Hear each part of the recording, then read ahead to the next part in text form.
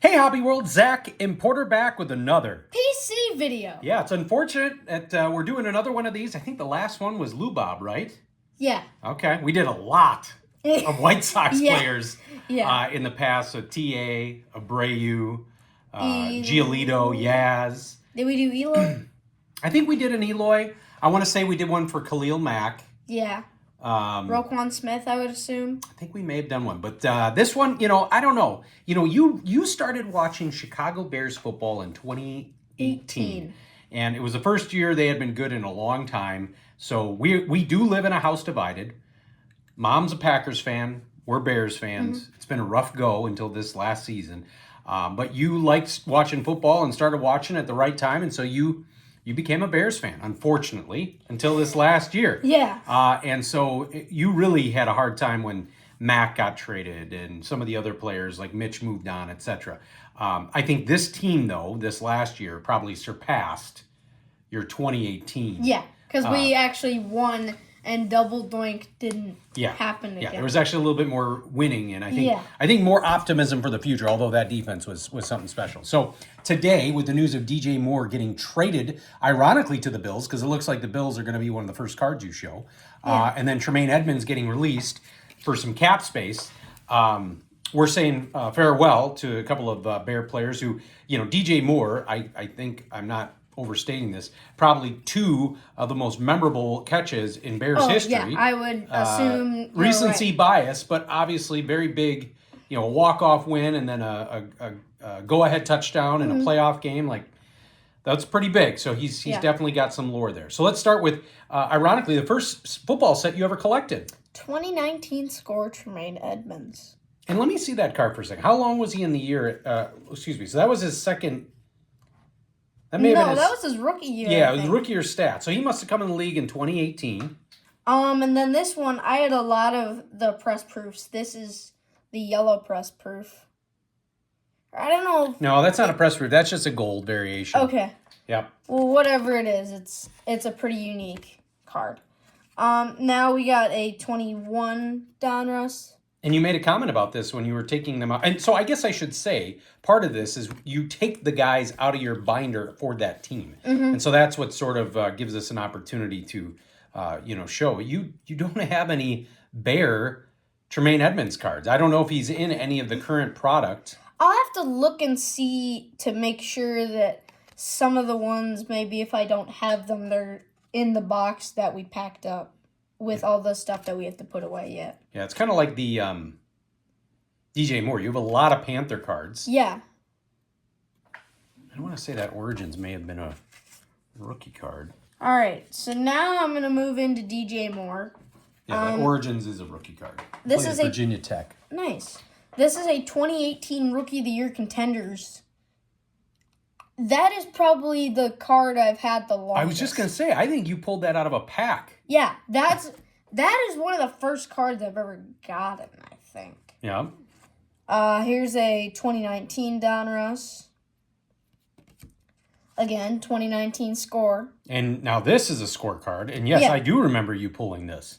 Because when you were ripping 2019 score, I had not collected cards in 30 years. And I remember like, well, what's a scorecard? I recognize the design because they pulled a lot of that from 89. But they had scorecards in 89? No, they didn't. That's what I was saying. I had no idea. Yeah, the scorecard, I had two. Donut circles. Donut circles.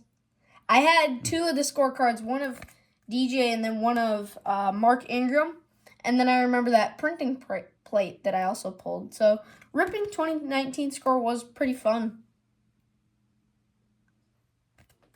This is a Rookies and Stars. Chronicles. Prestige. This is the purple variation. Yeah, this is a cool one. This is the Playbook purple variation. Now, with DJ Moore moving on, he was very dependable. Very rarely missed a game. There was some talk about him taking a few plays off. Obviously, his last play as a Bear being one that jumps out. But him maybe not reading the route and finishing it. So I don't know. I think it was more people didn't want to blame Caleb and they just kind of looked at DJ. Anyways, opportunity for Burden and Odunze to step up. You know, it's kind of their go now. You got Loveland as well. So there's a cool card. Franchise, he's moving. And then we start getting into more Bear cards here. Yeah. But DJ, I'm glad that we sent him to a contender. I hate when, you know, we trade a guy for some cap room, and especially a guy at DJ's level who, let's be honest, I think he's 29. Like, you're getting older as a wide receiver. You want to give him an opportunity to win. But it'll be interesting because this is still part of that Bryce Young trade. Yeah. Because now we'll see. You got DJ. You got really high production out of him. He had one of his all-time, you know, receiving yard seasons last year, and then this year, obviously, you know, some amazing memories. Now you can parlay the DJ Moore trade for a second-round pick. Like, who are we going to get out of this pick? And that trade just keeps giving. This is a cool card. I love that one. Here's one from Playoff.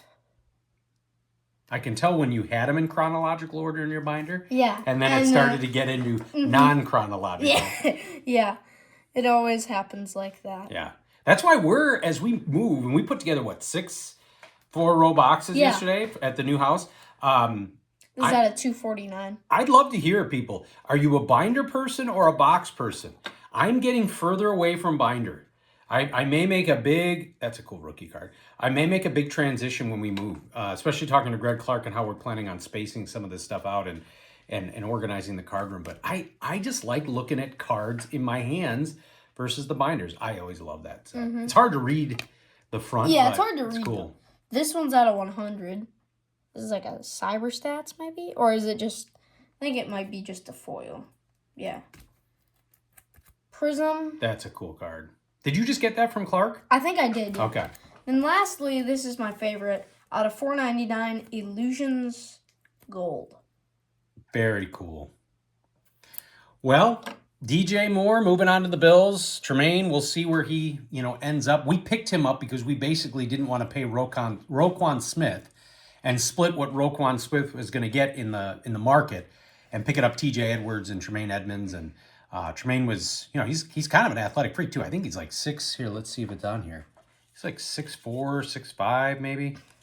He's a big dude. Not your typical linebacker. No, they don't have that anymore. They don't have height, weight. Like, what the heck?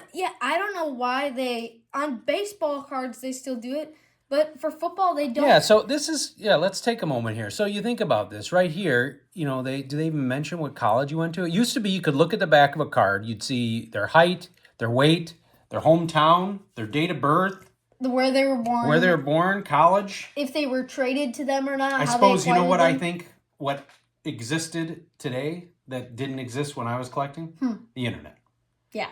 So that was, you couldn't look online and find that stuff out. But baseball still does it. That's the thing that doesn't make sense. Maybe that's just, I don't know. What's the good word? Like, not nostalgic, but they just don't want to break that rule. So this was a lot of fun. One thing that's always true in sports, players will move on and wear different laundry. Want to thank you all for watching and subscribing. Bye-bye.